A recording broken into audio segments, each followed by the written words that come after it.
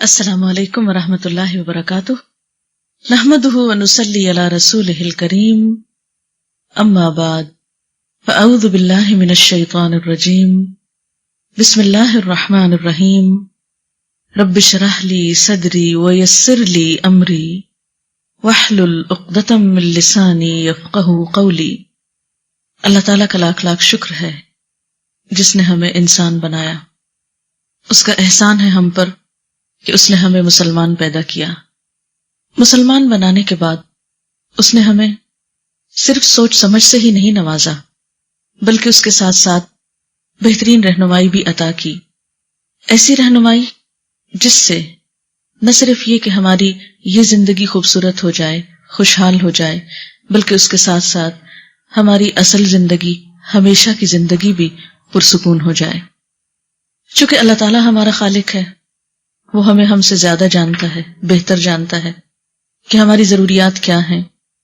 تو جہاں اس نے ایک طرف ہمارے جسم کی ضروریات کے لیے طرح طرح کی نعمتیں اس دنیا میں پیدا کی ہیں، کھانے پینے کے سامان اور زندگی کی دوسری راحتیں، اور پھر اس کے لیے انسان کو کوشش کرنے اور محنت کرنے کا جذبہ بھی دیا ہے، وہاں دوسری طرف اس نے ہمارے لیے روح کی تسکین اور دل کی خوشی کے سامان بھی پیدا کیے ہیں۔ لیکن آج ہم دیکھتے ہیں کہ انسان مادی زندگی میں جتنی ترقی کرتا جا رہا ہے اتنا ہی روحانی طور پر کمزور ہوتا جا رہا ہے۔ جتنی زیادہ ہمیں دنیا کی نعمتیں میسر آتی جا رہی ہیں، دلوں کی خوشیاں اور روح کا سکون اتنا ہی کم ہوتا چلا جا رہا ہے۔ آخر اس کی کیا وجہ ہے؟ کیا خوشی صرف مال و دولت کی کثرت کا نام ہے؟ کیا خوشی صرف اچھے لباس سے حاصل ہوتی ہے؟ کیا خوشی ایک اچھے گھر میں رہنے سے حاصل ہوتی ہے؟ نہیں، یقیناً نہیں۔ اس لیے کہ بہت سے لوگ جنہیں دنیا کی یہ ساری نعمتیں حاصل ہیں، سب کچھ ان کے پاس ہے، اس کے باوجود وہ خوش نہیں ہیں۔ دنیا میں ایک کثیر تعداد ان انسانوں کی ہے کہ جو سکون سے سو بھی نہیں سکتے، جو ذہنی طور پر پریشان حال ہیں۔ ایسے میں انسان کے لیے ضروری ہے کہ وہ اپنے خالق ہی سے پوچھے کہ اس کا علاج کس چیز میں ہے، اور اسے اس دنیا میں بھی پرسکون رہنے کے لیے کیا کرنا چاہیے۔ بسا اوقات ہم ٹرنکولائزرز کے ذریعے یا ایسی دواؤں کے ذریعے اپنے آپ کو کام ڈاؤن کر لیتے ہیں، سلا دیتے ہیں، اپنے آپ کو بے حس کر دیتے ہیں کہ جس سے ہم کم سوچیں، کم پریشان ہوں، لیکن یہ کوئی مستقل حل نہیں ہے۔ ایسی کیفیت میں انسان دنیا کی نعمتوں سے صحیح طور پر مستفید نہیں ہو سکتا۔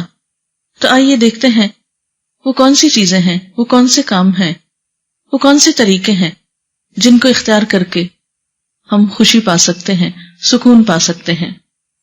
جب ہم قرآن پاک پر غور کرتے ہیں، جو کہ اللہ تعالیٰ نے انسان کے لیے ایک رہنمائی کی کتاب بنا کر بھیجا ہے، ذالک الکتاب لا ریب فیہ ھدی للمتقین، اس کے ساتھ ایک معلم بھی بھیجا رسول اکرم صلی اللہ علیہ وسلم کو، جنہوں نے آ کر خوشی کا راز اور پرسکون زندگی کا گر انسانوں کو بتایا اس کتاب کے ذریعے اور اپنی عملی زندگی کے ذریعے۔ تو ہم دیکھتے ہیں کہ چند ایک چیزیں ہمارے سامنے آتی ہیں جن کو اپنا کر انسان پرسکون زندگی بسر کر سکتا ہے۔ اس میں سب سے پہلی چیز تو بذات خود ایمان ہے، اور ایمان ایسا ایمان جو زندہ ایمان ہو، محض ایک ریچول کے طور پر نہ ہو، صرف ایک پیدائشی ایمان نہ ہو، بلکہ شعور کے ساتھ، پورے احساس کے ساتھ، ہوش و حواس کے ساتھ ان تمام چیزوں کو ماننا جنہیں اللہ تعالیٰ نے ماننے کے لیے ضروری قرار دیا ہے۔ اور اس میں سب سے بڑھ کر خود اللہ سبحانہ و تعالیٰ کی ذات پر پورا ایمان اور یقین، اور اس بات کا ایمان اور یقین کہ وہ ذات ایسی ذات ہے، وہ رب ایسا رب ہے کہ جس کے ہاتھ میں زمین و آسمان کی بادشاہت ہے، اور وہ ہر چیز پر پوری قدرت رکھتا ہے، وہ بھروسے کے لائق ہے، وہ سب سے سچا ہے، اس کی بات سب سے زیادہ انصاف پر مبنی ہے۔ پھر اس کے بعد انسان کو جو چیز سکون دیتی ہے وہ فائدہ مند علم ہے۔ سیکھتے رہنا انسان کی زندگی میں خوشیوں کا سامان پیدا کرتا ہے۔ خواہ آپ زندگی کے کسی بھی موڑ پہ پہنچ جائیں، خواہ آپ بچے ہوں، آپ جوان ہوں، آپ بوڑھے ہوں، آپ مرد ہوں یا عورت ہوں، اگر آپ کا علم کے ساتھ کسی بھی طرح تعلق ہے تو آپ ایک پرسکون زندگی گزار سکتے ہیں۔ اس میں فارمل ایجوکیشن کے علاوہ عام روزمرہ زندگی میں مطالعے کی عادت، اچھی بکس کی ریڈنگ انسان کے لیے ایک بہترین دوست کا کام کرتی ہے۔ جس طرح انسان کو انسانوں سے خوشی ملتی ہے اگر انسان کے لیے واقعی انسانوں والا رول ادا کرے، تو اسی طرح اچھی کتابیں ہمیشہ انسان کو سکون بخشتی ہیں۔ اس کے لیے اگر ہم اپنی ایک عادت ڈال لیں کہ صبح کے وقت میں یا رات کے وقت میں یا دوپہر میں یا کسی نہ کسی وقت میں کسی بھی اچھی کتاب کے ساتھ ضرور تعلق رکھنا ہے۔ اب دیکھیے کہ پڑھنے کو بہت کچھ ملتا ہے، ریڈنگ کے لیے بہت کچھ اس وقت کتابیں موجود ہیں، لیکن ہر طرح کی کتابیں سکون نہیں بخشا کرتی۔ کچھ کتابیں تو ایسی ہوتی ہیں جو الٹا انسان کا سکون برباد کر دیتی ہیں۔ اس معاملے میں بھی سلیکشن بہت ضروری ہے، اس لیے میں نے لفظ استعمال کیا ہے نفع مند علم، فائدہ مند علم، جو ہمیں دنیا میں کسی قسم کا فائدہ دے یا پھر آخرت کے اعتبار سے فائدہ مند ہو۔ کیونکہ کچھ کتابیں ایسی ہوتی ہیں جو وقتی طور پر تو ایک خوشی کا سبب بنتی ہیں یا ذہنی انٹرٹینمنٹ کا سبب بنتی ہیں، لیکن حقیقت میں انسان کے قلب و روح میں سکون کا سبب نہیں بنتی۔ اس لیے کتابوں کے انتخاب میں یہ بات ضروری ہے کہ ایسی چیز انسان کے سامنے ہو، وہ چیز پڑھے کہ جس سے اس کی زندگی میں ایک امنگ پیدا ہو، کچھ کرنے کا جذبہ پیدا ہو، اس کو زندگی میں ایک روشنی ملے، اس کی امید میں اضافہ ہو، مایوسی سے بچانے والی چیز ہو۔ اس لیے علم نافع جو ہے وہ دلوں کو کھولتا ہے، وہ دلوں کے غم کو دور کرتا ہے اور انسان کے بہت سے بوجھ کو بانٹ لیتا ہے۔ اس دنیا میں بہترین دوست کتاب ہے، یعنی بہترین دوست اگر کوئی ہو سکتا ہے تو وہ کتاب کا ساتھ ہے۔ کتاب ایسے وقت میں بھی انسان کے پاس ہوتی ہے جب انسانی دوست انسان کو چھوڑ جاتے ہیں یا اپنی مجبوریوں کی وجہ سے کام نہیں آ سکتے۔ یہ ایک خاموش ساتھی ہے کہ جس سے آپ جس وقت چاہیں فائدہ اٹھا سکتے ہیں۔ اس لیے اچھی کتابوں کا مطالعہ سکون دینے والی چیز ہے۔ آپ دیکھیں کہ مثلاً آپ کو نیند نہیں آ رہی، آپ کا دل نہیں لگ رہا، آپ بے چین ہو رہے ہیں، کوئی بھی اچھی کتاب پڑھنا شروع کریں، آپ دیکھیں گے کہ تھوڑی دیر کے بعد خود بخود آپ کو نیند آنے لگے گی۔ آپ تنہائی محسوس کر رہے ہیں، گھبراہٹ ہو رہی ہے، ڈپریشن ہو رہا ہے، آپ اچھی کتاب پڑھنا شروع کریں، آپ دیکھیں گے کہ اس میں فوراً کمی ہونے لگے گی، کیونکہ وہ کتاب آپ کو اپنے اندر انوالو کر لے گی۔ اور ان کتابوں میں سب سے بہترین کتاب جس میں ہر علم کی بنیاد ہے، جو تمام علوم کا منبع ہے، جہاں تمام علم جمع ہو جاتے ہیں، وہ اللہ کی کتاب ہے۔ اللہ کی کتاب دراصل ہماری روح کی غذا کے طور پر آئی ہے۔ جس طرح جسم کو کھانے پینے کی ضرورت ہے، اسی طرح ہماری روح کو بھی سکون چاہیے، اور وہ اللہ کی کتاب سے ملتا ہے۔ اور اللہ تعالیٰ خود اس کتاب کا تعارف قرآن پاک میں فرماتے ہیں، کتاب انزلناہ الیک مبارک، یہ کتاب جسے ہم نے آپ کی طرف اتارا ہے بہت برکت والی ہے۔ ایک اور جگہ پر آتا ہے وَنُنَزِّلُ مِنَ الْقُرْآنِ مَا هُوَ شِفَاءٌ وَرَحْمَةٌ، ہم قرآن میں سے وہ چیزیں اتارتے ہیں جو شفا اور رحمت ہے۔ ایک اور جگہ پر آتا ہے شفاء لما فی الصدور، کہ یہ کتاب سینے کی بیماریوں کے لیے، دل کی بیماریوں کے لیے شفا کا کام کرتی ہے۔ گویا اللہ کی کتاب کا پڑھنا اور صرف تلاوت کرنا ہی نہیں بلکہ اس کو سمجھ کر پڑھنا انسان کے گہرے غم، دکھ اور ڈپریشن کا علاج ہے۔ یہ ایک ایسا تجربہ ہے جس کے کرنے کے بعد کوئی بھی شخص مایوس نہیں رہ سکتا، صرف اس کو آزمانے کی ضرورت ہے۔ اس کے بعد دوسری چیز جو انسان کے غم کو دور کر سکتی ہے وہ استغفار کی کثرت ہے، یعنی اپنے گناہوں کی معافی مانگتے رہنا۔ ہم انسان ہیں، کمزور ہیں، ہم سے خطائیں ہوتی ہیں، اللہ تعالیٰ کے حق میں بھی ہم سے کمی ہوتی ہے، اور بندوں کے حق میں تو نہ جانے کتنی دفعہ کمی ہوتی ہے۔ بعض اوقات ہم سے ایسی حرکتیں ہو جاتی ہیں کہ ہمیں احساس بھی نہیں ہوتا، اندازہ بھی نہیں ہوتا، اور دوسرا شخص اس سے دکھی ہو جاتا ہے۔ یہ ہم میں سے ہر ایک کا تجربہ ہے، اور ایسے میں جس شخص سے ہمیں تکلیف پہنچی ہوتی ہے اس کو جب احساس بھی نہیں ہوتا، ہم سے معافی کہاں مانگ سکتا ہے؟ یا اگر اسی طرح ہم کسی کے لیے دکھ اور تکلیف کا سبب بنے ہیں تو ہم بھی کسی سے معافی نہیں مانگتے۔ تو ایسے میں استغفار کی کثرت جو ہے وہ انسان کے گناہوں کو دھوتی ہے، انسان کی ایسے ہی غلطیوں کا ازالہ کرتی ہے، انسان کے دل سے بوجھ ہٹاتی ہے، اور انسان کو اللہ کے قریب کرتی ہے. اسی لیے حدیث پاک میں آتا ہے من لزم الاستغفار جعل اللہ لہ من کل ہم فرجا، جس نے استغفار کی پابندی کی اللہ تعالیٰ اس کے لیے ہر غم اور ہر فکر اور پریشانی سے نکلنے کا راستہ بنا دیں گے. نوح علیہ السلام نے اپنی قوم کو بھی اسی چیز کا وعدہ کیا تھا. فَقُلْتُ اسْتَغْفِرُوا رَبَّكُمْ إِنَّهُ كَانَ غَفَّارًا، میں نے اپنی قوم سے کہا کہ تم اپنے رب سے استغفار کرو، یقیناً وہ بہت معاف کرنے والا ہے. فائدہ تمہیں اس سے کیا ہوگا؟ يُرْسِلِ السَّمَاءَ عَلَيْكُمْ مِدْرَارًا، تمہارے لیے آسمان کو برسنے والا بنائے گا، یعنی خوب بارشیں برسیں گی، اور بارش جو ہے وہ اللہ کی رحمت کی علامت ہوتی ہے. اسی طرح وَيُمْدِدْكُمْ بِأَمْوَالٍ وَبَنِينَ، تمہیں مال اور بیٹوں سے نوازے گا. وَيَجْعَلْ لَكُمْ أَنْهَارًا، اور تمہارے لیے نہریں جاری کر دے گا. یعنی دنیا کی نعمتیں اور رحمتیں جو ہیں وہ کثرت استغفار سے آتی ہیں. جب کبھی دل میں کوئی دکھ، کوئی غم، کوئی ڈپریشن آنے لگے، فوراً استغفر اللہ شروع کر دیں. استغفر اللہ ربی من کل ذنب واتوب الیہ، اللہم اغفر لی ذنبی، اللہم اغفر لی. اور اگر عربی میں کوئی بھی نہیں آتی تو ہم اردو میں یا انگریزی میں اللہ تعالیٰ سے براہ راست اپنے گناہوں کی معافی مانگ سکتے ہیں کہ اللہ تو مجھے بخش دے، میری ان خطاؤں کو بھی جو مجھ سے ہو گئی انسان ہونے کے ناطے، ان غلطیوں کو بھی معاف کر دے کہ جو میں نے انجانے میں کی، ان گناہوں کو بھی معاف کر دے جو سب کے سامنے کیے، اور ان کو بھی معاف کر دے جو چھپ کر کیے. تو استغفار ایک ایسا علاج ہے انسان کے لیے قرآن و سنت کی روشنی میں کہ جو انسان کے بہت سے دکھوں، محرومیوں اور غموں کا مداوع ہو سکتا ہے.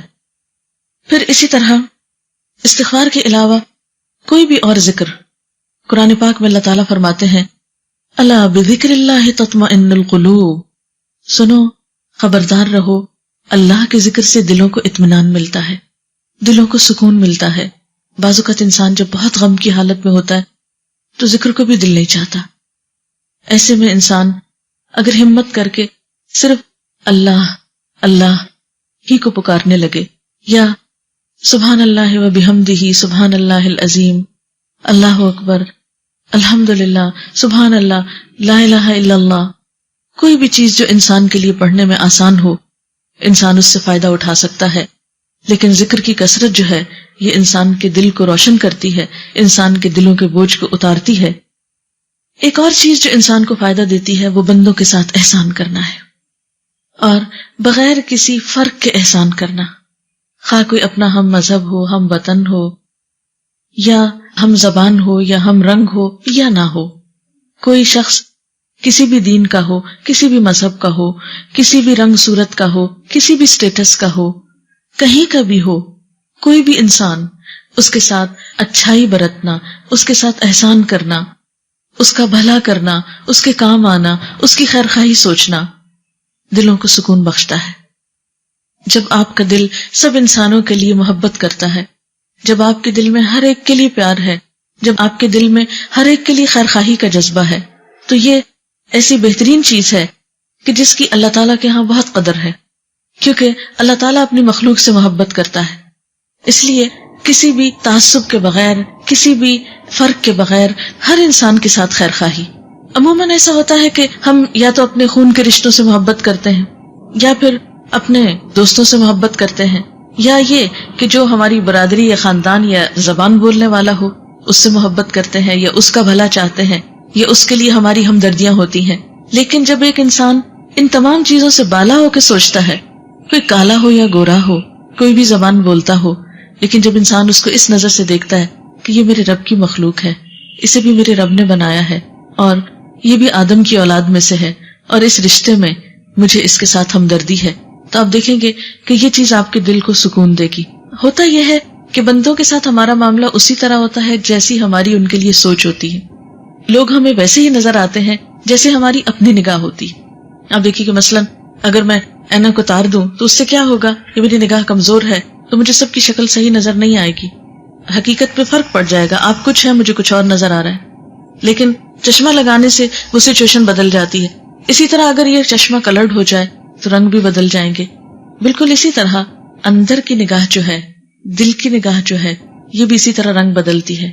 اگر آپ کے دل میں کسی کے لیے اچھائی ہے تو اس کی غلطی کو بھی آپ اچھائی سمجھیں گے، اس کی کوتاہی کو بھی آپ معاف کر سکیں گے. لیکن اگر اندر کوئی تعصب ہے، اندر کسی کے ساتھ نفرت اور ضد ہے، تو اس کی اچھی چیزوں پر بھی آپ خوش کبھی نہیں ہوں گے. اس لیے دل میں بندوں کے لیے، مخلوق کے لیے خیر خواہی کے جذبات پیدا کرنے کی ضرورت ہے، اور یہ کچھ مشکل کام نہیں. اگر کسی انسان کی کوئی بات بری بھی لگے تو انسان یہ سوچ لے کہ ہو سکتا ہے میرے اندر اس سے بھی زیادہ خامیاں ہوں. اگر کوئی شخص ایسی بات کر رہا ہے یا ایسا کام کر رہا ہے جو قابل نفرت ہے، انسان کو سوچ لینا چاہیے کہ ہو سکتا ہے کہ میرے اندر بھی کوئی ایسی چیز ہو جو اللہ تعالیٰ کو پسند نہ آتی ہو. اور اگر میری ایسی حرکتوں کے باوجود رب مجھے رزق دے رہا ہے، میرے ساتھ احسان کر رہا ہے، تو مجھے بھی اس کے بندوں کے ساتھ احسان کرنا ہے. اگر کسی نے میرے ساتھ کوئی غلط معاملہ کیا تو ایسے موقع پر بھی معاف کرنے میں دیر نہیں لگانی چاہیے. روایات میں آتا ہے، قرآن پاک میں سورۃ النور میں یہ واقعہ موجود ہے، واقعہ افک کے نام سے، کہ سیدہ عائشہ رضی اللہ تعالی عنہا پر ایک الزام لگا تھا. ان کو ایک صحابی صفوان بن معطل کے نام سے منسوب کیا گیا تھا کہ شاید ان کے ساتھ کوئی برے ریلیشنز ہیں. یہ بہت بڑی بات تھی آپ کی عزت پر. اور مدینہ کے کچھ منافق اس الزام تراشی میں آگے تھے. ان سے متاثر ہو کر کچھ مخلص مسلمان جو تھے وہ بھی اس پروپیگنڈے کا شکار ہو گئے. تو ایسے میں حضرت ابوبکر صدیق رضی اللہ تعالی عنہ کے وہ رشتہ دار بنتے تھے. آپ ان کی کفالت بھی کرتے تھے، ان کا وظیفہ مقرر کر رکھا تھا کیونکہ وہ ضرورت مند تھے. تو وہ شخص بھی حضرت عائشہ پر الزام لگانے والوں میں تھے. تو جب آپ کو پتا چلا، اللہ تعالیٰ نے وحی اتاری اور معاملے کی حقیقت کھلی، تو حضرت ابوبکر صدیق رضی اللہ تعالیٰ عنہ نے قسم کھا لی کہ میں آج کے بعد اس شخص کی مدد نہیں کروں گا، کیونکہ اس نے میرے احسان کا بدلہ یہ دیا ہے کہ میری ہی بیٹی پر الزام لگایا ہے. تو فوراً قرآن پاک میں آیت اتری کہ وَلَا يَأْتَلِ أُولُو الْفَضْلِ مِنْكُمْ وَالسَّعَةِ، کہ تم میں سے جو فضل اور وسعت والے لوگ ہیں وہ ایسی قسمیں نہ کھایا کریں کہ غریب مہاجر مسلمانوں کی مدد نہیں کریں گے. الا تحبون ان یغفر اللہ لکم، کیا تم نہیں پسند کرتے کہ اللہ تعالیٰ تم کو معاف کر دے؟ تو معاف کر دو. یعنی اس سے بڑا زخم کسی کو کیا لگ سکتا ہے کہ اس کی بیٹی پر کوئی جھوٹا الزام لگائے. اور انسان کو حق ہے کہ اس سے بدلہ لے، لیکن اللہ تعالیٰ کو پھر یہی پسند ہے کہ انسان دوسروں کی خطائیں معاف کر دے. کیونکہ دو ہی صورتیں ہوتی ہیں کسی بھی معاملے کے پیش آنے کے بعد، ایک یہ کہ انسان غلطی کرنے والے کو معاف کر دے، اور یہ کہ معاف نہیں کرے اور اپنے دل میں ہی پالے رکھے. اب آپ دیکھیں کہ اگر ہم پہلی صورت پر عمل کرتے ہیں کہ معاف کر دیتے ہیں تو اس سے ہمارا اپنا ہی دل ہلکا ہو جاتا ہے. دوسرے کو تو جو فائدہ ہوتا ہے سو ہوتا ہے، لیکن ہمیں خود بہت اس سے فائدہ ہوتا ہے. ایک اور دوسری شکل یہ ہے کہ ہم دوسرے کو معاف نہیں کریں، دل میں ہم غصہ بھرے رکھیں، غم پالے رکھیں، نفرت کے جذبات تازہ کیے رکھیں. کیونکہ ہوتا یہ کہ ہر چیز آہستہ سے بھولنے لگتی ہے، لیکن جب ہم دلوں میں گرہ لگاتے ہیں تو پھر ہم کسی کا قصور معاف نہیں کرتے تو اس کو ہمیں تازہ کرنا پڑتا ہے، بار بار یاد دہانی کرانی پڑتی. اس سے ہم اپنے آپ کو خود ہی انگیج رکھتے ہیں اور ایسے میں ہمارا نقصان ہو جاتا ہے. تو اس لیے بہتر ہے کہ انسان دوسرے کو معاف کر دے. انسان کے اپنے ہی حق میں یہ بات بہتر ہے. پھر احسان کی شکل میں صرف کسی کی مالی مدد کرنا ہی نہیں ہوتا، بلکہ احسان میں انسان دوسرے کے ساتھ اچھا سلوک کرے، کسی کو مسکرا کر دیکھنا، کسی کے ساتھ بھلائی کا سلوک کرنا، کسی کے آگے بڑھ کر مدد کرنا. اور ہم دیکھتے ہیں کہ ہمارا دین ہمیں چھوٹے چھوٹے معاملات میں اچھے بول سکھاتا ہے. مثلاً اگر کسی مسلمان کو چھینک آ گئی ہے تو ہمیں کیا سکھایا گیا ہے کہ فوراً تم اس کو دعا دو، یرحمک اللہ کہو کہ اللہ تم پر رحم کرے. اسی طرح اگر کسی کو کوئی اچھی چیز ملی ہے تو اس کو مبارکباد دو، بارک اللہ فیکا، اللہ تمہیں اس میں برکت دے. اسی طرح مسلمان کا مسلمان پر یہ حق بتایا گیا ہے کہ جب وہ اسے دیکھے تو اس کو سلام کرے، اگر بیمار پڑ جائے تو اس کی عیادت کرے، اگر فوت ہو جائے تو اس کے جنازے پہ جائے، اس کے لیے بخشش کی دعا کرے. تو یہ چھوٹی چھوٹی چیزیں جن پر ہمارا کچھ بھی خرچ نہیں آتا. سلام کرنے پر کیا خرچ آئے گا؟ کسی کو اسمائل پاس کرنے میں ہمارا کیا خرچ آئے گا؟ کچھ بھی نہیں. اسی طرح اگر کوئی بیمار ہو گیا ہے اور ہم نے اس کا حال پوچھ لیا یا ویسے ہی ملاقات کے وقت حال پوچھ لیا تو ہمارا اس پر کوئی بھی خرچ نہیں آئے گا. کسی نے ہمیں سلام کیا تو ہم نے اس کا جواب دے دیا، تو دو لفظ ہی تو زبان سے بول رہے ہیں، ہم دن بھر پتہ نہیں کیا کچھ بولتے رہتے ہیں، لیکن اگر جواب دے کر ہم دوسرے کو خوش کر دیتے ہیں تو اس سے ہمارا کچھ بھی نقصان نہیں ہوتا. اور اسلام نے ان چھوٹے چھوٹے کاموں پر ہمیں نیکی کا تصور بھی دیا ہے کہ تم سلام کا آغاز کرو گے تو تمہیں 30 نیکیاں ملیں گی، جو جواب دے گا اس کو 10 نیکیاں ملیں گی. یعنی چھوٹی چھوٹی چیز پر ایک شوق دلایا ہے اچھا کام کرنے کا. تو یہ انسانی تعلقات میں ایک خوشگواری پیدا کرتے ہیں. اس لیے بندوں کے ساتھ احسان کرنا، آگے بڑھ کر سلام کرنا، اس بات کے انتظار میں نہ رہنا کہ دوسرا مجھے پوچھے، آگے بڑھ کر دوسرے کی مدد کرنا، اور اس بات کے انتظار میں نہ رہنا کہ کوئی میری مدد کو آئے تو میں اس کی مدد کو جاؤں. نہیں، جو شخص آگے بڑھ جاتا ہے سارا اجر وہ لوٹ لیتا ہے، اللہ کی نگاہ میں بھی پسندیدہ ہوتا ہے اور بندوں کی نگاہ میں بھی عزیز اور محبوب ہوتا ہے۔ یہ نہیں ہو سکتا کہ آپ کسی سے ہمدردی کریں تو اس کے دل میں آپ کے لیے پھر جگہ نہ ہو۔ ٹھیک ہے کچھ لوگ احسان فراموش ہوتے ہیں، لیکن سب ایسے نہیں ہوتے، اور اگر کوئی وقتی طور پر احسان نہ بھی مانے تو اللہ تعالیٰ اس کے لیے ایسی سچویشن ضرور پیدا کرتے ہیں کہ کسی دن وہ آپ کا احسان مانے۔ صرف صبر کی ضرورت ہوتی ہے، ایک وقت کے گزرنے کی ضرورت ہوتی ہے۔ نیکی ضائع نہیں جاتی، نیکی اپنا ایک وزن رکھتی ہے، نیکی اپنا ایک اثر رکھتی ہے۔ صرف ہم جلد بازی کرتے ہیں کہ اگر میں نے ابھی کسی سے اچھا کیا ہے تو فوراً ہی مجھ کو ریٹرن ملے۔ پھر اسی طرح انسان کو جو چیز سکون دیتی ہے اور جو چیز خوشحال اور خوشگوار زندگی کا سبب بنتی ہے وہ اس کی جرأت ہے، اس کی بہادری ہے۔ انسان کے دل کے اندر ایک عزم اور ایک پختہ ارادے کا ہونا انسان کے لیے بہت سی مشکلات کو آسان کر دیتا ہے۔ اب دیکھیے کہ خوف کیا چیز ہے۔ خوف باہر کی چیز نہیں، خوف ہمارے اپنے اندر کی چیز ہوتی ہے۔ مثلا بچوں کو جب تک آپ نہیں ڈراتے اندھیرے سے تو وہ نہیں ڈرتے، لیکن جو ہی آپ ان کو اندھیرے سے خوف دلاتے ہیں یا بلی سے ڈراتے ہیں یا کتے سے ڈراتے ہیں یا کسی جن سے ڈراتے ہیں تو بچے ڈرنا شروع ہو جاتے ہیں۔ اور اگر آپ نے ان کے دل میں خوف نہیں ڈالا تو وہ خوف زدہ نہیں ہوگے۔ جس چیز کا آپ کو علم نہیں، مثلا دیوار کے پیچھے کیا ہے، اگر آپ کو نہیں پتا تو آپ کے اندر کوئی خوف نہیں ہوگا، لیکن جو ہی آپ کو پتا چلے گا آپ ایک دم خوف زدہ ہو جائیں گے۔ تو اس خوف کا تعلق جو ہے وہ آپ کے اپنے اندر سے اور آپ کے علم سے اور آپ کے اپنے محسوسات سے ہوتا ہے۔ عموماً ہم بہت سی چیزوں کا ایسا خوف کرتے رہتے ہیں جس کی کوئی حقیقت نہیں ہوتی اور جس کے خوف کرنے کی کوئی ضرورت بھی نہیں ہوتی، اور اس خوف کو دور کرنے کے لیے سب سے مفید چیز اللہ کی ذات پر بھروسہ رکھنا ہے، ایک یقین کی کیفیت کا اپنے اندر ہونا ہے۔ پھر اسی طرح خوشحال زندگی کا ایک اور راز یہ ہے کہ انسان اپنے دل کو نفرت، حسد، عداوت اور بغض ان جذبات سے پاک کرے۔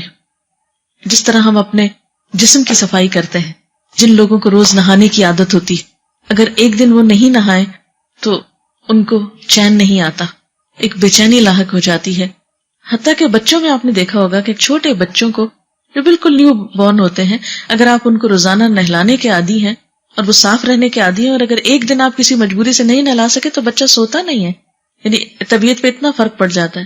تو جس طرح ہم اپنے جسم کو دھوتے ہیں، صاف کرتے ہیں، جس طرح ہم اپنا لباس صاف کرتے ہیں، جس طرح ہم اپنے گھروں کو صاف کرتے ہیں، اسی طرح ہمیں اپنی روح کی صفائی کی بھی ضرورت رہتی ہے، اپنے دل کی صفائی کی ضرورت رہتی ہے، اور روزانہ دلوں کو صاف کرنے کی ضرورت ہوتی ہے۔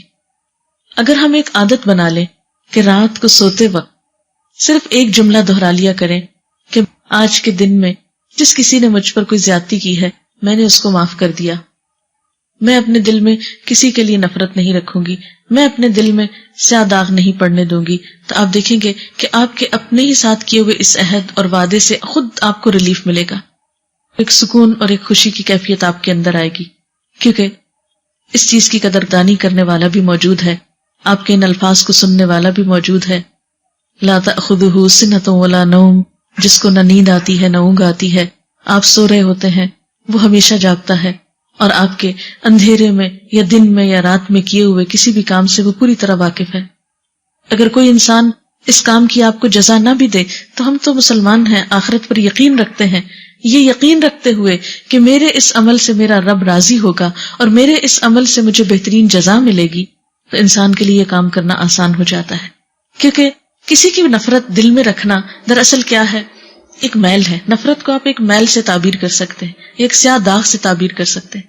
جب نفرت آپ کے دل میں ہوتی ہے تو وہ داغ آپ پہ لگا ہوتا ہے، جس سے آپ کر رہے ہیں اس کو کیا فرق پڑتا ہے، اس کو تو مثلاً آپ کوئی بری بات بولیں گے یا آپ اس سے برا کریں گے تو اس تک اثر جائے گا، ورنہ تو جب تک آپ اپنے دل میں رکھ کے آپ کڑ رہے ہیں، جل رہے ہیں، تو آپ ہی کو تکلیف ہو رہی ہے۔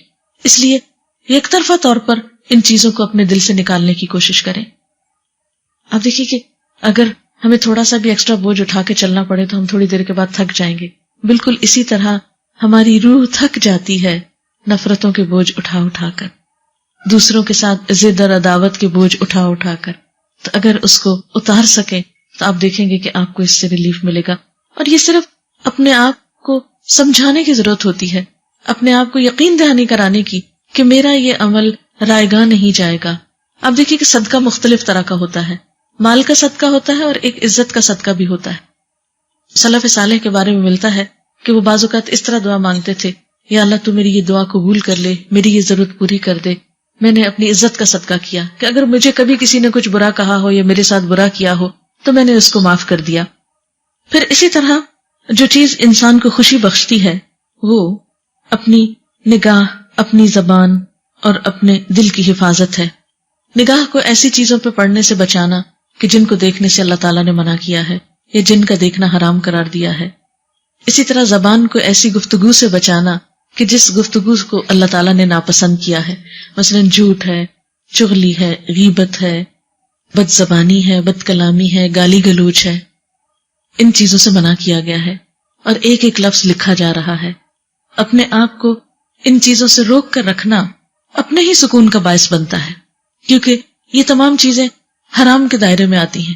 ہم بعض اوقات گندی چیزیں کھانا تو پسند نہیں کرتے، یعنی اگر ہمیں پتہ چل جائے کہ جو پانی ہم نے پیا ہے یا جو کھانا ہم کھا رہے ہیں اس میں کوئی جرمز ہے یا گندگی ہے تو ہم ایک دم تھوک دیں گے اس کو، لیکن اسی زبان پر غیبت جیسی حرام چیز رکھتے ہیں، اسی سے ادا کرتے ہیں۔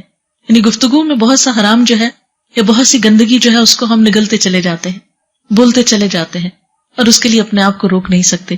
اگر ہمیں تھوڑی دیر کے لیے بھی احساس ہو جائے کہ ہم جو ابیوسو لینگویج مثلاً اگر کسی کو عادت ہو استعمال کرنے کی کہ ہم جو اپنے منہ سے یہ نکال رہے ہیں تو یہ بھی تو اسی طرح کی گندگی ہے جو اگل رہے ہیں، تو انسان اس گندگی کی کراہت کی وجہ سے اگر خود کو روک سکے اور اس کو جتنا وہ محسوس کرے گا اتنا ہی روکنے میں کامیاب ہوگا، تو آپ دیکھیں گے کہ اس عمل سے آپ کے اپنے ہی دل کو سکون ملے گا۔ پھر اسی طرح ایک اور اہم چیز جو ہے انسانوں کی پریشانی کا باعث بنتی ہے وہ فراغت ہے۔ کہتے ہیں کہ خالی ذہن شیطان کا گھر ہوتا ہے۔ فراغت انسان کی بہت بڑی دشمن ہے اور فراغت کو بیکار کاموں سے پر نہیں کرنا چاہیے۔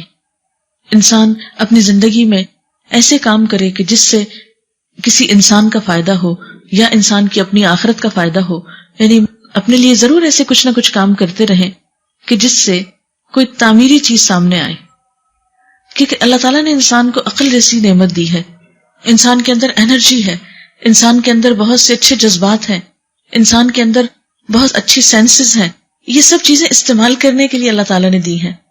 جب ہم ان کو استعمال نہیں کرتے تو ان کو زنگ لگنے لگتا ہے، اور جب زنگ لگتا ہے تو ہمارے دلوں کو پریشانی ہوتی ہے اور ڈپریشن ہوتا ہے اور غم اور بے سکونی ہوتی ہے۔ اسی لیے آپ دیکھیں کہ جو لوگ مصروف رہتے ہیں، اور مصروفیت بھی ایسی نہیں کہ کسی بھی چیز میں مصروف ہو گئے، مصروفیت ایسی کہ جو بہت پروڈکٹیو ہو، بہت اچھی ہو، مفید ہو، دوسروں کے لیے فائدہ مند ہو یا اپنی ذات کے لیے فائدہ مند ہو، تو آپ دیکھیں گے کہ ایسے لوگ پریشانی میں کم مبتلا ہوتے ہیں۔ اور خصوصی طور پر مصروفیت کے لیے ایسے کاموں کو کرنے کی ضرورت ہے کہ جس سے انسانیت کا بھلا ہو اور جس سے اللہ تعالیٰ کی رضا انسان کو حاصل ہوتی ہو۔ پھر اسی طرح قناعت بہت بہترین نعمت ہے۔ قناعت کا مطلب کیا ہے کہ جو کچھ انسان کو ملا ہے اس پر راضی ہونا سیکھے۔ جب انسان کے اندر قناعت نہیں ہوتی تو انسان کے اندر کبھی بھی چین اور سکون آ نہیں سکتا۔ قناعت کا نہ ہونا انسان کو ہر وقت بے چین رکھتا ہے۔ اگر کسی بھی انسان کی سوچ یہ ہے کہ فلاں کے پاس تو وہ چیز آ گئی، میرے پاس کیوں نہیں، فلاں کا ایسا گھر بن گیا تو میرا ابھی کیوں نہیں بنا، فلاں کے بچے اتنی ڈگری لے گئے تو میرے بچے ابھی تک کیوں پیچھے ہیں، فلاں کے بچے کی شادی ہو گئی ہے تو میرے بچے کی شادی ابھی تک کیوں نہیں ہوئی، وغیرہ وغیرہ، چھوٹی چھوٹی ایسی بہت سی چیزیں ہوتی ہیں کہ جن کے بارے میں ہم سوچ سوچ کے بے چین رہتے ہیں، پریشان ہوتے ہیں، لیکن حاصل تو کچھ نہیں ہوتا، کیونکہ جو کام جس وقت ہونا ہے اسی وقت ہونا ہے۔ کوشش کرنے کے بعد انسان کو مطمئن ہونے کی کوشش کرنی چاہیے، یعنی عملی کوشش کے بعد مطمئن ہونا چاہیے، نہ کہ بے چین، کیونکہ بے چینی کبھی بھی کسی چیز کی اصلاح کا ذریعہ نہیں بنتی، بے چینی مسائل کا حل نہیں ہے، بے چینی سے اور غم کھانے سے کبھی بھی کوئی مسئلہ حل نہیں ہو سکتا، بلکہ یہ بے چینی اور غم ہماری انرجی کو کھاتا ہے، ہماری صلاحیتوں کو نقصان دیتا ہے، اور جو ہماری انرجیز کمزور ہوتی ہیں انسان کچھ بھی اچھا کام کرنے کے قابل نہیں رہتا۔ پھر اسی طرح آج کی فکر کرنا، پچھلے کل اور اگلے کل کے لیے پریشان نہ ہونا، یہ زندگی گزارنے کا ایک خوبصورت طریقہ ہے۔ عموماً ہم دیکھیں اگر کہ ہمارے غم کیا ہے، یا تو ماضی کا کوئی واقعہ ہمارے ذہن میں منڈلا رہا ہوگا، بار بار ہمیں کوئی بات پچھلی یاد آ رہے گی، یہ ہو گیا، کیوں ہوا، کیسے ہوا، یہ نہیں ہونا چاہیے تھا، ایسا کیوں ہو گیا، بھئی اب ہو گیا، اب تو کچھ نہیں ہو سکتا تھا، جو ہونا تھا ہو گیا، اب وہ واپس تو نہیں وقت لایا جا سکتا، اب اس چیز کو پلٹایا تو نہیں جا سکتا۔ ہاں یہ اس وقت سوچ سکتے ہیں کہ آئندہ ایسا نہ ہو، اس راستے کو بند کیا جائے جہاں سے یہ چیز ہو گئی، لیکن جو ہو چکا اس کا غم بالکل ایک بیکار چیز ہے. اس پہ سوچ بچار کرتے رہنا، اس پہ الجھتے رہنا، اس پہ پریشان ہونا انسان کو کچھ بھی فائدہ نہیں دیتا. اب دیکھیں کہ بعض اوقات ایک برتن ٹوٹ جاتا ہے تو ہم اس پہ ہی بے چین ہو اٹھتے ہیں. اب وہ تو ٹوٹ گیا، اب جڑ تو نہیں سکتا، ہو گیا جو ہونا تھا. اب اگر اس کے ساتھ ہم اپنا دل بھی توڑ بیٹھے تو کوئی عقل مندی کی بات تو نہیں. اپنا آپ تو بہت قیمتی چیز ہے. ایک دنیا کی چھوٹی سی چیز کے نقصان کے لیے ہم اپنے آپ کو کیوں نقصان دیں؟ جو ہو گیا ہو گیا، بس ختم. اور جتنی جلدی آپ اس سے باہر آنے کی کوشش کریں گے اتنا ہی آپ کو فائدہ ہوگا. پھر اسی طرح دوسری مشکل ہماری کیا، ہم آئندہ کے بارے میں بہت سوچتے. یعنی جس طرح ہم عموماً گزرے ہوئے کل یا ختم شدہ کل کے بارے میں سوچ سوچ کے پریشان ہوتے ہیں، اسی طرح ہم آنے والے کل کے بارے میں بھی بہت سے تفکرات کا شکار رہتے ہیں. بہت سی انجانی سی وریز اور فکر اور خوف آنے والے دنوں کے بارے میں ہمیں لگا رہتا ہے. مثلا ہم سوچتے رہتے ہیں جب میں بوڑھی ہو جاؤں گی پھر میرا کیا ہوگا، اگر خدا نخواستہ شوہر کو کچھ ہو گیا، کوئی بیماری ہو گئی تو کیا ہوگا، بچوں کی شادی نہ ہوئی تو کیا ہوگا. کل جو ہم نے دیکھا نہیں، جو ہمارے ہاتھ میں نہیں، اس کے بارے میں کچھ پتا نہیں کہ کل کیا ہوتا ہے. لیکن ہم انہونی باتیں یا وہ باتیں جن کا دنیا میں ابھی کوئی وجود نہیں، ان کو یاد کر کر کے تو غمزدہ ہوتے رہتے ہیں، پریشان ہوتے رہتے ہیں، فکر کرتے رہتے ہیں. ایسا کرنا انسان کو نقصان تو دیتا ہے، فائدہ کچھ نہیں دیتا. ایسے تمام امور کا علاج توکل میں ہے کہ انسان آنے والے خطرات کو سامنے رکھ کر پہلے سے پیش بندی کی کوشش کرے. لیکن ایک چیز یاد رہے کہ بہت سی چیزیں جو ہماری تقدیر کا حصہ ہیں ان کو ہم ٹال نہیں سکتے. مثلا موت کا ایک وقت مقرر ہے، آپ جتنی چاہیں فکر کریں، غم کریں، جب اس نے آنا ہے اس نے آ جانا ہے، اس سے پوچھنا نہیں ہے، انتظار نہیں کرنا. اسی طرح کچھ اور چیزیں بھی. تو ایسی چیزوں کے بارے میں دو کام ہمیں کرنا ہے. ایک تو یہ کہ جو ہمارے ہاتھ میں ہے اسے پوری طرح استعمال کریں، جو پریکاشنز ہم لے سکتے ہیں ان کو لیں، جو محنت ہم کر سکتے ہیں کسی بھی کام کو سنوارنے کی اس کو پورا کریں. اور اس کے بعد دوسری چیز یہ کہ اللہ تعالیٰ سے دعا کریں اور اللہ پر بھروسہ کریں اور معاملات اس کے حوالے کر دیں. کیونکہ جب تک انسان ایسا نہیں کرتا اس وقت تک انسان اس غم کے بوجھ سے آزاد نہیں ہو سکتا. اور اگر وہ بوجھ اٹھائے رکھے تو اپنا ہی نقصان ہے. اور یہ بھی ہو سکتا ہے کہ آپ کسی چیز کے بارے میں بہت ہی خوف زدہ رہیں، بہت ہی پریشان رہیں، اور جب وہ معاملہ پیش آئے تو آپ کو پتہ بھی نہ چلے کہ یہ ہوا کیا. وہ تو پتہ ہی نہیں چلا، میں تو بہت پریشان تھی کہ معلوم نہیں کیا ہوگا، اور وہ تو معاملہ آیا اور گیا. بعض اوقات کوئی بیماری آ جاتی، کوئی چھوٹی موٹی سرجری کرانی ہوتی، یا کوئی گھر میں چھوٹی موٹی تعمیر کرانی ہوتی ہے، یا کسی بھی چیز میں کوئی تبدیلی کرنا ہوتی ہے، یا کوئی سفر کرنا ہوتا ہے. تو آپ نے اکثر دیکھا ہوگا کہ لوگوں کو سفر کرنے سے پہلے خاص قسم کا خوف لاحق ہو جاتا، یعنی پیٹ میں بل پڑنے لگتے ہیں کہ اب پتہ نہیں جس جہاز میں جاؤں گی وہ خدا نخواستہ کریش ہی نہ ہو جائے اس کا. حالانکہ اگر انسان سوچے تو دن رات میں کتنی اڑانے اڑتے ہیں جہاز، پوری دنیا میں ایئر ٹریفک جو ہے وہ آ رہی ہے جا رہی ہے. کبھی سال میں ایک آدھ کوئی حادثہ ہو گیا تو اس کی وجہ سے انسان اپنے آپ کو بلا وجہ میں پریشان رکھے اور سارے سفر میں اپنے آپ کو خوفزدہ رکھے تو یہ کوئی عقل مندی کی بات نہیں ہے. ایسے میں انسان کو یہ سوچنا چاہیے کہ اور بھی تو بہت سے لوگ ہر وقت سفر کر رہے ہیں اور خیریت سلامتی کے ساتھ پہنچ جاتے ہیں. یا بعض اوقات کیا ہوتا ہے کوئی رشتہ دار یا بچہ مثلا آ رہا ہے، جب تک وہ چل کے گھر پہنچ نہیں جائے گا ہم ٹہلتے ہی رہیں گے، ہم کو چین نہیں آئے گا. یا یہ ہے کہ کوئی واقعہ یا کوئی فنکشن یا کوئی بھی چیز ہے تو اس میں ہم اوور ایکسائٹیڈ ہو جاتے ہیں جس کی وجہ سے اپنے آپ کو پریشان کرتے ہیں. ایسی تمام چیزوں میں انسان کوشش کرے اور اس کے بعد معاملہ اللہ تعالیٰ کے حوالے کر دے اور اس کے بعد بے فکر ہو جائے، ریلیکس ہو جائے. اس لیے کہ بہت سی چیزیں ہماری کوشش کے باوجود بھی ہمارے ہاتھ میں نہیں ہوتی. ایسے میں ہمیں ان اینی کیس اللہ تعالیٰ کے اوپر معاملہ چھوڑنا ہے، ہمیں تقدیر پر ایمان لانا ہے. اسی لیے کہتے ہیں نا کہ تقدیر پر ایمان جو ہے وہ ہمارے ایمان کا ایک حصہ ہے، اس کو ماننا ضروری ہے، کوشش شرط ہے، لیکن بھروسہ کرنا مطمئن زندگی کے لیے بے حد ضروری ہے. پھر اسی طرح نعمتوں کے معاملے میں ان لوگوں کی طرف نظر رکھنی چاہیے جن کے پاس ہم سے کم ہیں وہ نعمتیں. کہتے ہیں کہ دنیا کے معاملے میں اپنے سے کم تر لوگوں کو دیکھو اور دین کے معاملے میں اپنے سے آگے کے لوگوں کو دیکھو تو تمہارے دلوں کو اطمینان ہو جائے گا. مثلا دنیا کے معاملے میں اپنے سے کم تر کیسے؟ مثلا اگر کوئی ایک بیماری ہے تو ان لوگوں کے بارے میں سوچیں کہ جن کو ایسی ایسی بیماریاں ہیں جس سے صحت یاب ہونے کا کوئی موقع نہیں، جن کو ڈاکٹرز جواب دے چکے ہیں. اگر ہمارے پاس زندگی کی کسی بھی نعمت کی کوئی کمی ہے، مثلا اگر کسی کے پاس صرف بیٹیاں ہیں بیٹا نہیں، تو ہم تو لوگ بہت غمزدہ رہتے ہیں، بیٹا نہیں، ساری زندگی جو ہے وہ غم مناتے رہتے. تو دیکھیں کئی ایسے لوگ بھی ہوں گے کہ جن کے پاس بیٹیاں بھی نہیں ہیں. اسی طرح بعض اوقات یہ ہوتا ہے کہ اولاد ہے ہی نہیں، شادی ہوئی اولاد نہیں. ایسے میں ان لوگوں کی طرف دیکھ لینا چاہیے جن کی شادی بھی نہیں ہوئی. یا بہت سے لوگ ہمارے آس پاس ایسے بھی ہو سکتے ہیں کہ جو ساری زندگی شادی کے ہی انتظار میں بیٹھے رہے. اسی طرح اگر کسی کی شادی نہیں ہوئی لیکن صحت مند زندگی گزار رہا ہے، کسی پر ڈپینڈ نہیں کر رہا، تو اس کو دیکھنا چاہیے. ایسے بہت سے لوگ کہ جو شادی کے بعد پریشان ہیں. یعنی اس دنیا میں اگر دیکھا جائے تو ہر شخص کسی نہ کسی طرح آزمایا جا رہا ہے. جب ہم اس دنیا کو امتحان کی جگہ نہیں جنت سمجھتے ہیں تو مشکلات پیدا ہوتی ہیں. جبکہ اللہ سبحانہ وتعالیٰ نے قرآن پاک میں واضح طور پر فرما دیا خلق الموت والحیات لیبلوکم ایکم احسن عملا، کہ اس نے موت اور زندگی اس لیے بنائی کہ وہ آزما کر دیکھے تم میں اچھے کام کون کرتا ہے. ہمیں جو کچھ بھی ملا ہے، نعمتیں ملی ہیں یا غم ملے، یہ سب ہمارے امتحان کے ہی پرچے ہیں مختلف. کوئی اچھائی میں آزمایا جا رہا ہے، نعمت دے کے آزمایا جا رہا ہے، کوئی پریشان کر کے آزمایا جا رہا ہے، کوئی بیماری سے آزمایا جا رہا ہے، کوئی اولاد سے آزمایا جا رہا ہے، کوئی شوہر سے آزمایا جا رہا ہے، کوئی مال کی وجہ سے کاروبار میں نقصان سے آزمایا جا رہا ہے. یہ دنیا ہر شخص کے لیے کسی نہ کسی طرح ایک امتحان ہے. کوئی شخص آپ کو ایسا نہیں ملے گا، ہاں کوئی بادشاہ ہو یا فقیر ہو، کہ جس کی زندگی میں کوئی امتحان نہ ہو یا جس کی زندگی میں کوئی پریشانی نہ ہو. ایسے میں انسان ہمیشہ ان لوگوں کی طرف نظر ڈالے کہ جو اس تکلیف میں اس سے بھی زیادہ مبتلا ہے. پھر اسی طرح ایک اور اہم اصول یہ ہے کہ انسان دوسروں سے توقعات کم رکھے. انسان کو پریشانی اس وقت زیادہ ہوتی ہے جب اس کی توقع دوسرے سے بہت ہوتی ہے. عام طور پر ہم دیکھتے ہیں کہ بچے ماں باپ سے بہت توقع رکھتے ہیں یا ماں باپ بچوں سے بہت توقع رکھتے ہیں، جس کی وجہ سے جب وہ ایک دوسرے کی پوری نہیں کرتے تو آپس میں کلیشز ہوتے ہیں. مثلا ماں باپ بچوں سے توقع رکھتے ہیں کہ وہ فلاں ڈگری ضرور حاصل کریں. مثلا بہت سے لوگوں کو اگر خود ڈاکٹر بننے کا شوق تھا، نہیں بن سکے، تو وہ چاہتے ہیں کہ بچوں میں سے تو ضروری کوئی بن جائے.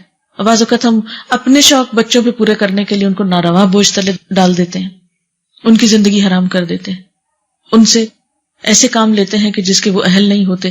پھر جب وہ ان کو نبھا نہیں پاتے اور خود پریشان ہوتے تو ہم کو پریشان کرتے ہیں. اسی طرح بچے عام طور پر شکوے شکایت کرتے رہتے ہیں اپنے والدین سے کہ انہیں ان سے بہت سی توقعات تھی جو انہوں نے پوری نہیں کی، وہ ان کی توقعات پہ پورا نہیں اترے. شوہر اور بیوی کے درمیان جو بھی جھگڑے اگر دیکھا جائے تو ان میں سے 90% جو ہیں وہ صرف توقعات کی وجہ سے. بیوی ایکسپیکٹ کرتی ہے شوہر سے کہ وہ اپنی محبت کا اظہار کرے، شوہر بیوی سے کچھ ایکسپیکٹیشنز رکھے ہوئے ہیں، دونوں ہی ایک دوسرے کی توقعات پوری نہیں کرتے اور محض انتظار کرتے ہیں کہ دوسرا پہل کرے. پھر یہ کہ انسان ہے، کمزور ہے، جو وہ پوری نہیں کر سکتا، پھر ہمارے دل میں شکوہ پیدا ہوتا ہے. پھر ہم شکوہ کرتے نہیں تو اس کو دل میں رکھتے، پھر اس سے غم پیدا ہوتا ہے اور اس سے تعلقات میں ایک کولڈنس آ جاتی ہے، ایک سرد مہری آ جاتی ہے. اور شیطان کا تو کام ہی کیا ہے کہ تھوڑا سا ایسا موقع اس کو ملے، وہ وسوسے پیدا کر کر کے اس رائی کو پہاڑ بنا دے اور زندگی کو دشوار کر دے. تو ایسی صورت میں یہ بہت ضروری ہے کہ انسان دوسرے انسانوں سے ان کی حیثیت کے مطابق ہی توقع رکھے. یہ تو بالکل ایسے نہیں جیسے اگر ایک شخص کے پاس 1000 روپے ہیں تو آپ توقع رکھ بیٹھیں کہ وہ لاکھ سے آپ کی مدد کرے. وہ کیسے کرے؟ اس کے پاس ہے ہی 1000. تو ہم میں سے ہر شخص کی لمٹس ہیں. اور عموماً ہوتا کیا ہے، اگر کوئی ہم سے اچھی طرح پیش آ گیا یا کسی نے ہم سے تھوڑی سی ہمدردی کر لی، ہم اس سے اب اتنی توقع رکھ بیٹھتے ہیں کہ شاید اس کے پاس کوئی جادو کی چھڑی اور سارے ہمارے مسائل حل کر دے گا. حالانکہ یہ ممکن نہیں ہوتا، انسانوں کے بس میں نہیں ہوتا. لیکن ہماری غلط توقعات ہمیں اس سے مایوس کرتی ہیں. جب ہم مایوس ہوتے ہیں تو پھر ہمارے دل ٹوٹتے ہیں، پھر ہم دوسروں کے بارے میں وہ زبان استعمال کرتے ہیں جو ہمیں نہیں کرنی چاہیے. تو عموماً جو خاندانوں میں یا رشتہ داروں کے درمیان تعلقات کی خرابی ہوتی ہے وہ اسی وجہ سے ہوتی ہے. اور پھر ہم اس معاملے میں دوسرے کو ایکسکیوز بھی نہیں کر سکتے. ہم کہتے ہیں نہیں وہ کر سکتا، وہ جان بوجھ کے نہیں کر رہا. حالانکہ بعض اوقات بہت جنرلی دوسرا شخص ہماری توقع پہ پورا نہیں اتر سکتا. کسی کی بیماری ہو سکتی ہے، کوئی مجبوری ہو سکتی ہے، کوئی سفر ہو سکتا ہے، کوئی مصروفیت ہو سکتی ہے جس کی بنا پر دوسرا شخص ہمارے کام نہیں آ سکتا. اسی لیے اللہ تعالیٰ نے نیکی کس کو بتایا ہے، کس کا اجر اپنے پاس رکھا ہے. نیکی وہ ہے کہ جب کسی انسان کے ساتھ آپ احسان کریں تو اس سے بدلہ نہ چاہیں، نیکی کر دریا میں ڈال، اس کا بدلہ اللہ سے چاہیں. اگر وہ انسان جواب میں شکریہ کہہ دے تو وہ اس کی اپنی مرضی، لیکن شکریہ کی ڈیمانڈ رکھنا بھی درست نہیں کہ آپ ایکسپیکٹ کریں کہ دوسرا آپ کو ضرور تھینکس کرے یا دوسرا آپ کو ریٹرن میں اتنا ہی کچھ دے. مثلاً آپ دیکھیے کہ تحفے کا لین دین جو ہے ایک محبت کو بڑھانے والی چیز ہے، لیکن جب سے تحفوں کا لین دین برابر کے بدلے کے طور پر ہوا یا ایکسپیکٹیشن کے ساتھ ہونے لگا تو وہ تحفے بھی ایک وبال جان بن گئے، بوجھ بن گئے. لے کر ایک پریشانی میں مبتلا ہو گئے کہ اب یہ کس دن لوٹائیں اور کیسے لوٹائیں گے، اتنی بڑی چیز واپس کیسے ہوگی، اور خواہ ایک پریشانیوں میں اضافے کا ذریعہ بن گئی. وہی چیز جو خوشی اور محبت کا ذریعہ ہو سکتی تھی، وہی چیز تعلقات کی خرابی کا ذریعہ ہو گئی. پھر اسی طرح زندگی میں جب کوئی غم آئے تو اس کا کمپیریزن کریں ان خوشیوں سے جو اب تک آپ دیکھ چکے. کوئی نعمت چھن جائے تو ان نعمتوں کو اس وقت یاد کریں کہ جو آپ کے پاس ہیں. مثال کے طور پر اگر آپ کی نگاہ کمزور ہو گئی تو اب اس پہ غم کرنے کی بجائے یہ سوچیں کہ الحمدللہ میری زبان بہت اچھی چلتی ہے ابھی تک، یا یہ کہ میرے کان بہت اچھے سنتے ہیں، یا یہ کہ میرے پاؤں چلتے ہیں، میں کسی پہ ڈیپینڈنٹ نہیں ہوں. کوئی بات نہیں، اگر نگاہ کمزور ہوگی، اتنے سال ٹھیک بھی تو تھی. تو اگر کوئی ایک چیز چلی جائے تو فوراً یاد کریں کہ ہے کیا کچھ میرے پاس. اس سے آپ کا غم ہلکا ہو جائے گا. اب دیکھیے کہ غم اور دکھ کو جتنا ہم محسوس کریں گے اتنا ہی وہ ہم پہ طاری اور حاوی ہوتا چلا جائے گا. بہت سے لوگ جب ان پہ غم آتا ہے وہ پرواہ نہیں کرتے تو وہ غم بھی ناغم ہو جاتا ہے یا بے غم ہو جاتا ہے. مثلاً آپ دیکھیں اس کو آپ یوں پہچان سکتے ہیں جیسے بازو کا سردی ہوتی ہے تو کچھ طبیعتیں ایسی ہوتی ہیں کہ جن کو سردی بہت لگتی ہے، وہ تھوڑا سا بھی موسم بدلے تو بیمار پڑ جاتے ہیں کیونکہ وہ سردی محسوس کرنے کی جسم میں اس کی صلاحیت بہت ہے. اسی طرح کچھ لوگ بہت زیادہ اپنے آپ کو سینسیٹیو بنا دیتے ہیں، چھوٹی سی بات کو اتنا زیادہ محسوس کر لیتے ہیں کہ بیمار پڑ جاتے ہیں. تو یہ جو اوور سینسیٹیو ہونا ہے یہ کوئی خوبی نہیں ہے، یہ اپنے ہی حق میں نقصان دہ ہے. اللہ تعالیٰ نے ہمیں سینسز دی ہیں محض اپنی ذات کے لیے سینسیٹیو ہونے کے لیے نہیں، وہ سینسز دی ہیں کہ ہم کوئی اچھے تعمیری کام کریں، اپنے آپ کو کسی کام میں لگائیں. جب ہماری یہ صلاحیتیں کسی چیز میں لگنے لگتی ہیں تو پھر بہت سی باتیں ہمارے اوپر اثر بھی نہیں کرتی، کیونکہ ایسا انسان اپنے احساسات کو کسی اور چیز میں استعمال کر رہا ہے. لیکن جس کے احساسات کہیں پازیٹیولی استعمال نہیں ہو رہے، ایسا شخص پھر اپنے احساسات کو غم اور دکھ کے لیے ہی تیز کر رہا ہے، اور تیز کرنا اپنے آپ ہی کو نقصان دینا ہے. پھر اسی طرح حاسدوں کی باتوں کی پرواہ نہیں کرنی چاہیے. ایک اور اہم زندگی میں اصول بنا لیں کہ جو لوگ آپ کی کسی نعمت سے حسد کرتے ہیں ان کی تنقید کی پرواہ نہیں کریں. اور یہ ہر انسان کے ساتھ ہوتا ہے، جیسے آپ صلی اللہ علیہ وسلم نے فرمایا ہر صاحب نعمت حسد کیا جاتا ہے. اور حسد عام طور پر کون کرتے ہیں؟ جو آپ کے لیول کے لوگ ہوتے ہیں، جو آپ سے اونچے ہوتے ہیں. ان کو آپ سے حسد نہیں ہوتا کیونکہ ان کے پاس بہت کچھ ہے، وہ آپ سے کیوں حسد کریں. اور اسی طرح اس سے بڑے لوگ بھی نہیں کرتے اور چھوٹے بھی نہیں کرتے عموماً. لیکن حسد کہاں ہوتا ہے؟ زیادہ جہاں برابری ہوتی، جہاں مقابلے کی ایک کیفیت ہوتی ہے. اب یہ جو مقابلے کی کیفیت ہے یہ عام طور پر مثلاً ایک جیسے رشتوں میں جیسے بہن بھائیوں میں ہوتا ہے. اور بہترین مثال حضرت یوسف علیہ السلام کا واقعہ ہے کہ ان کو دوسرے بھائیوں کے مقابلے میں زیادہ نعمتیں ملی تھیں تو بھائی ان کو دیکھ کر رہ نہیں سکتے تھے کہ باپ کی توجہ اس کی طرف ہو گئی ہے. تو پورا قصہ ہے قرآن پاک میں اس سلسلے میں کہ پھر ان کے ساتھ کیا ہوتا ہے اس حسد کی وجہ سے. بالکل اسی طرح عام طور پر حسد پایا جاتا ہے خاندانوں میں. مثلاً دیورانی جٹھانی ہے، وہ رشتہ ایسا ہے کہ اس میں خاموش کمپٹیشن چلتا رہتا ہے. اس کے بچے نے وہاں داخلہ لے لیا، اس کو یہ مل گیا، وہ ایک کولڈ وار جاری رہتی ہے اندر ہی اندر مقابلے کی. تو وہاں پر حسد ہوتا ہے. بعض اوقات پروفیشنز میں حسد ہوتا ہے. مثلاً آپ کہیں پر جاب کرتے ہیں یا ایک خاص آپ کے پاس پروفیشن ہے تو آپ کے ساتھ والے لوگ جب آپ کی پروموشن ہوتی ہے تو وہ آپ سے جیلس ہو جاتے ہیں کہ یہ کیوں آگے بڑھ گئے. یا آپ کو کہیں سے توجہ ملتی ہے یا کسی کی فیور ملتی ہے تو ان کو اچھا نہیں لگتا. اب وہ آپ کی تعریف نہیں کر سکتے، یعنی تعریف آپ کے بڑے کریں گے، چھوٹے کریں گے، کوئی اور کریں گے، لیکن وہ نہیں کریں گے. مثلاً اگر صاحب کو ترقی ہوئی ہے تو سروینٹس تو نہال ہو رہے ہوں گے خوش ہو کر، لیکن ان کے کولیگز اس پر کبھی خوش نہیں ہوں گے. تو ایسی صورت میں انسان کبھی بھی حاسدوں کی باتوں کو دل پر نہ لے. ایک کان سے سنے دوسرے سے نکال دے، کیونکہ وہ تعریف کی بجائے تنقید کر کر کے ہی پریشان کرنا چاہے. انسان اپنے دل کا کنٹرول ان کے ہاتھ میں نہ دے کہ وہ آپ کو پپٹ بنا لیں، جب چاہے بٹن پریس کر کے آپ کو جلائیں، آپ کو تکلیف دیں، آپ کو پریشان کریں. ان کی باتوں کو سنے انسنے کر دے، گویا آپ کو پتا ہی نہیں کہ وہ کیا کہہ رہے ہیں. اور اس میں بھی آپ دیکھیں کہ بہت سے لوگ آپ کے خیر خواہ بھی ہوتے ہیں، آپ کے ساتھ اچھی بات بھی کرتے ہیں. تو ہم ایسا کیوں کرتے ہیں کہ 100 لوگ اگر ہمارے ساتھ اچھے ہیں اور ایک اچھا نہیں تو ہم 100 کی اچھائی کو بھول کے ایک کی برائی کو اپنے دل پہ لے کے تو رونا دھونا شروع کر دیں اور اس پہ پریشان ہو جائیں اور اپنا کام چھوڑ بیٹھے.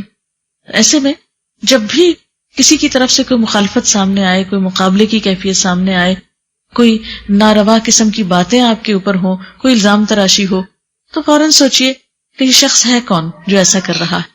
اور اگر وہ ان لوگوں میں سے ہے جو آپ سے حسد کرنے والے ہیں تو اس کو معاف کر دیجئے، کیونکہ اس کی مجبوری ہے یہ، اور اس سے آپ مطمئن ہو جائیں گے، ریلیکس ہو جائیں گے۔ پھر اسی طرح پرسکون اور مطمئن رہنے کا ایک اور راز یہ ہے کہ انسان آج کا کام کل پہ نہ ڈالے، جو آج کی ذمہ داری ہے وہ آج پوری کر لے۔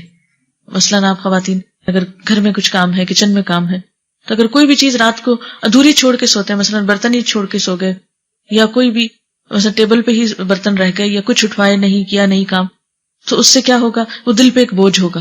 آپ سوئیں گے بھی تو خواب میں آپ کو کیا آئے گا، وہ کام رکھا ہوا ہے، تو وہ ایک مستقل طور پر کام کی وہ جو پنچ ہوتی ہے وہ پیچھے رہتی ہے۔ اس لیے کوشش کریں کہ تھوڑی سی تکلیف اٹھا کر اس کو ختم کرنے کی کوشش کریں تاکہ آپ پرسکون نیند سو سکیں۔ اسی طرح جو لوگ جابز کرتے ہیں، کام کرتے ہیں، تو ان کے اوپر کچھ اور ایکسٹرا ورک ہوتا ہے، اگر وہ اس دن ختم نہیں کرتے، ٹیلی فون پہ لمبی باتیں ہو رہی ہیں، کہیں اور جا کے وقت ضائع کر دیا اور آج کا کام کل پہ ڈال دیا، تو یہ بھی انسان کے دل پر ایک بہت بوجھ کا سبب ہوتا ہے۔ تو ایسے میں انسان اپنے ساتھ کچھ اصول ایسے بنائے کہ اپنے کاموں کو بہت لمبا نہیں جانے دے تاکہ وہ بوجھ تلے نہ دبے۔ پھر اسی طرح اپنی پرائرٹیز مقرر کریں کہ میرے لیے زیادہ امپورٹنٹ کیا چیز ہے، کیونکہ بسا اوقات انسان کے سامنے بہت سارے کام ہوتے ہیں، اور جب ان میں سے اس کو یہ نہیں پتا چلتا کہ پہلے کون سا کرنا ہے اور بعد میں کون سا کرنا ہے، اور کون سا اس وقت میں ہو جانا چاہیے اور کون سا بعد میں بھی ہو سکتا ہے، تو ایسی صورت میں بھی انسان کو بہت سی پریشانیوں کا سامنا ہوتا ہے۔ مثلاً بچے اسکول میں ہیں، ایک طرف گھر کی صفائی کرنا ہے، دوسری طرف کھانا پکانا ہے۔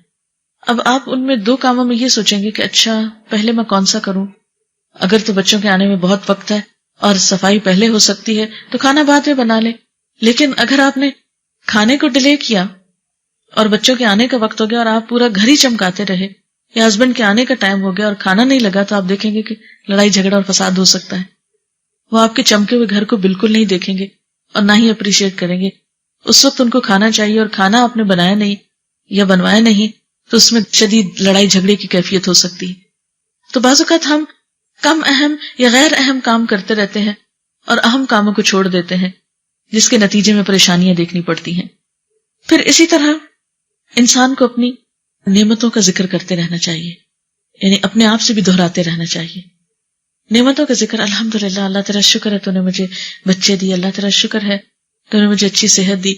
اٹھتے بیٹھتے چلتے پھرتے جو بھی آپ کے پاس نعمتیں ہیں ان کا اپنے دل میں تذکرہ کرتے رہیں، اپنی زبان پہ ذکر لاتے رہیں اور اس پر الحمدللہ کہتے رہیں، کیونکہ الحمدللہ کہنا نعمتوں میں اضافہ کرتا ہے۔ قرآن پاک کی آیت ہے، لَإِن شَكَرْتُمْ لَأَزِيدَنَّكُمْ، اگر تم شکر گزار ہوئے تو میں تمہیں اور نعمتیں دوں گا۔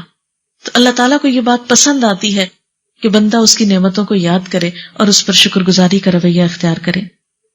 پھر اسی طرح اہم چیزوں میں سے ایک اہم چیز یہ ہے کہ انسان یہ ہمیشہ یاد رکھے کہ تنگی کے ساتھ آسانی بھی ہے، بہت سی مشکلات کے ساتھ آسانی ملتی ہے۔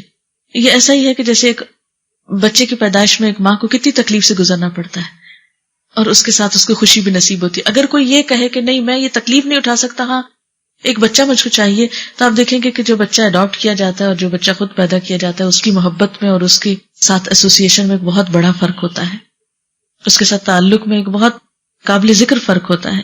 پھر اسی طرح ایک اہم بات یہ ہے کہ انسان دوسروں کے سامنے شکوے شکایات بہت نہ کرے۔ مثلا کسی سے شکایت ہو گئی ہے تو اس کو زیادہ نہ دہرائیں، اس سے تعلقات میں مزید خرابی ہوگی اور وہ خرابی اور پریشانی کا باعث بنے گی، خصوصاً قریبی رشتوں میں کہ جن کے ساتھ آپ کو رہنا ہی ہے۔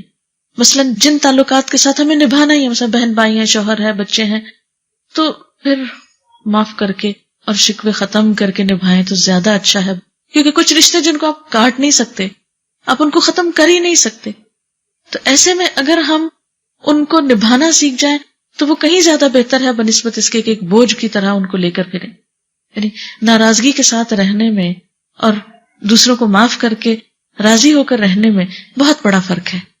ایک چیز انسان کے لیے تکلیف کا سبب بنتی ہے اور دوسری اس کے لیے سکون کا سبب بنتی ہے۔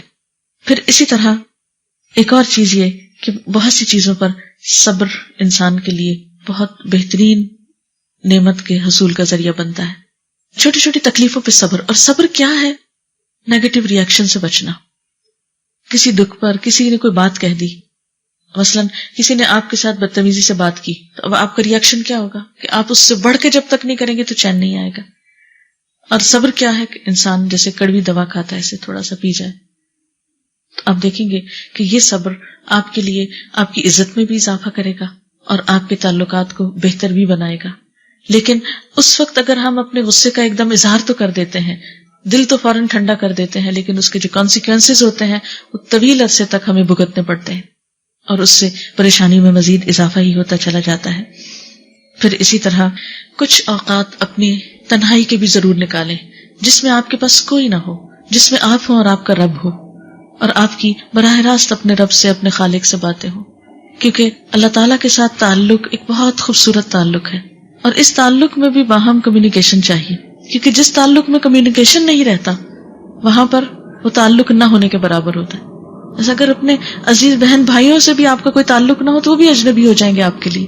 تو اللہ تعالیٰ سے آپ کا جو تعلق ہے، ایک تو ٹھیک ہے ریچولز کے ذریعے، نماز کے ذریعے اور ذکر وغیرہ کے ذریعے، لیکن ایک یہ ہے کہ تنہائی میں اللہ تعالیٰ کو یاد کر کے بعض اوقات رونا. کہتے ہیں کہ اس آنکھ پر جہنم کی آگ حرام ہے کہ جس آنکھ سے اللہ کی یاد میں تنہائی میں آنسو نکلا ہو. انسان اللہ کو یاد کرے اور اس کے آنسو نکل آئے. اپنے غم، اپنے دکھ بیٹھ کے اللہ تعالیٰ کو سنائے، اس سے گفتگو کیا کریں، اس سے بات کیا کریں، اس سے مانگا کریں، اس سے اپنے قریب پایا کریں، اس سے سرگوشیاں کیا کریں. تو آپ دیکھیں گے کہ اس سے بھی آپ کے غموں کا بہترین طریقے سے مداوع ہوگا.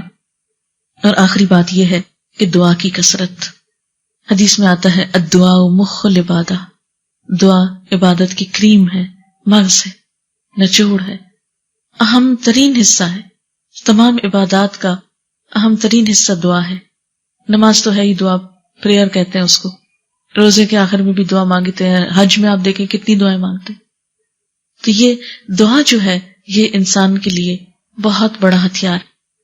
دعا مومن کا ہتھیار ہے. مومن اپنے غم کو دعا میں ڈھال لیتا ہے. مومن اپنی پریشانیوں اور فکروں کو دعا میں تبدیل کر لیتا ہے.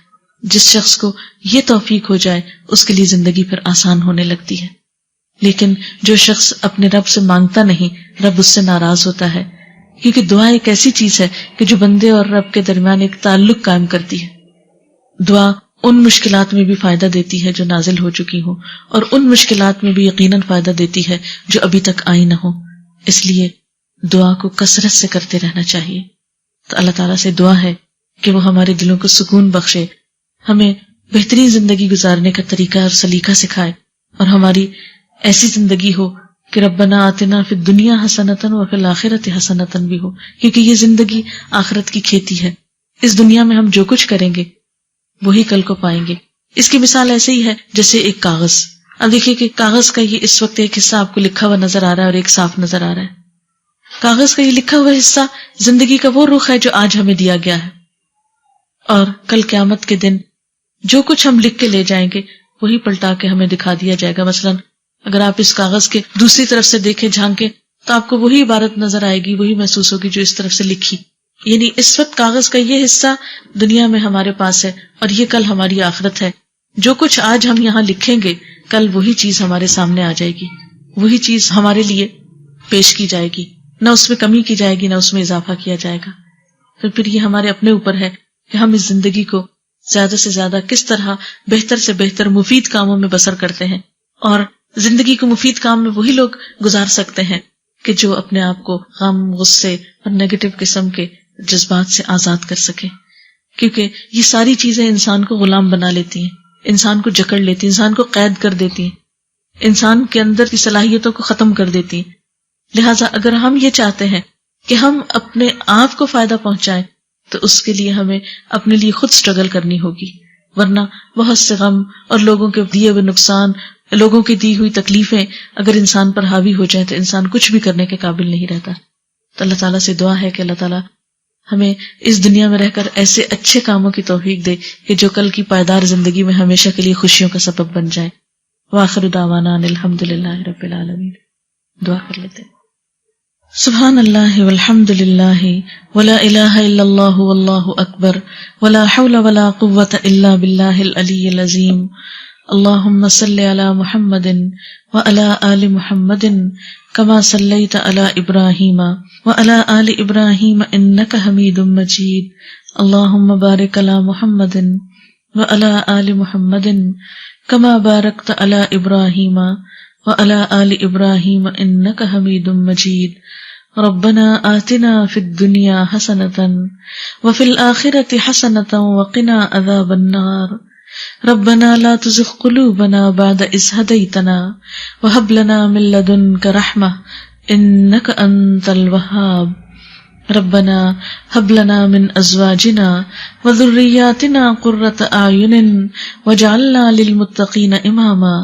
یا اللہ پاک جو کچھ ہم نے پڑھا ہے اسے اپنی رحمت سے قبول فرما، جو بات آپ کی مرضی کے مطابق ہو ہمیں اس پہ عمل کی توفیق عطا فرما. اگر کوئی بات بھول کر ایسی زبان سے نکلی ہو جو آپ کو پسند نہ آئی ہو تو ہم سب کو اس سے دور کر دے. یا اللہ ہمارے دلوں کو صاف کر دے، ہمارے دلوں کو روشن کر دے، ہمارے دلوں کو وسیع کر دے، ہمارے دلوں میں اپنی محبت پیدا کر دے.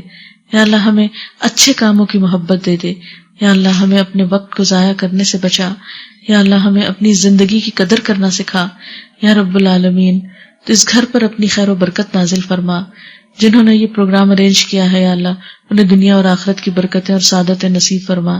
جتنی بھی بہنیں یہاں تشریف لائیں یا اللہ ان کی دنیا اور آخرت کے سارے غم دکھ اور تکلیفیں دور فرما. یا اللہ ہمیں اپنی محبت عطا کر. یا رب العالمین ہماری کوتاہیوں سے درگزر فرما. ہمیں اپنا قرب عطا کر، ہمیں اپنے خاص بندوں میں شامل کر لے.